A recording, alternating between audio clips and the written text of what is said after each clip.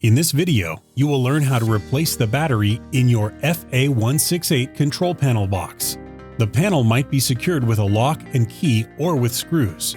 You might need a flathead screwdriver, Phillips head screwdriver, and pliers.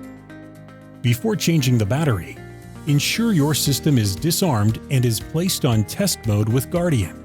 Simply go to Guardian's customer care website at customercare.guardianprotection.com to place your system on test.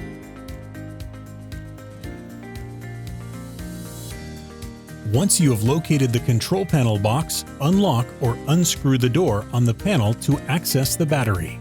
The battery is usually located at the bottom of the panel box.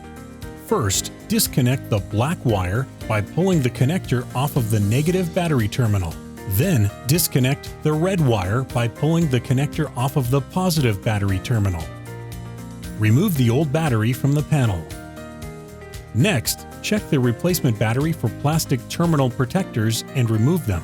If the battery does not have red or black terminals, check for positive and negative signs next to the terminals so that you can place the battery in such a way that the positive and negative wires do not cross each other during connection to the battery.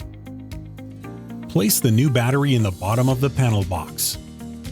First, reconnect the red wire to the positive terminal. Then, connect the black wire to the negative terminal. Once the battery is in place and properly connected, close and lock or fasten the panel door back onto the panel box.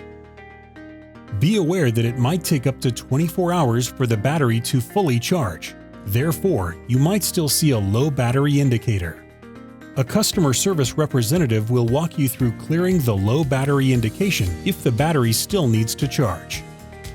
Now that you have replaced the battery, be sure to test your system before having it removed from test mode. For assistance, please call Guardian's Customer Care Department